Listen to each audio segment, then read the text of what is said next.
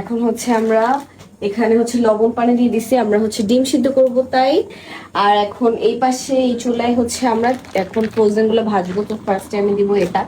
আমার একটা অভ্যাস, গরম তেল না হওয়ার আগেই আমি ওইভাবে দিয়ে দিই। তো আজকেও তাই করবো, দিয়ে দিব। গরমই হয় নাই তাই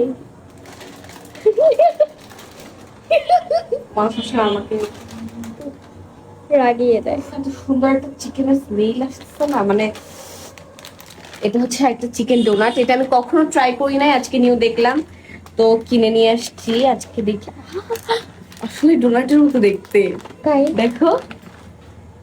বাট এটা চিকেন ডোনাট কিন্তু। হ্যাঁ, এখন চিকেনটা কি ডোনাটের মতো দেয়া নাকি কি আমি জানি না, ফার্স্ট টাইম ট্রাই করতেছি।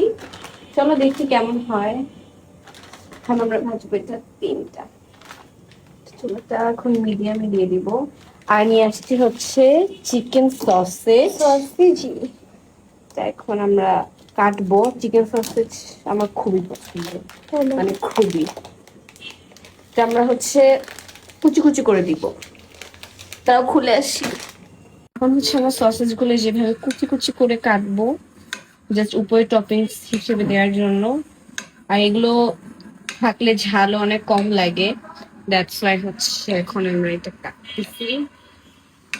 ও বাবা, ওকে।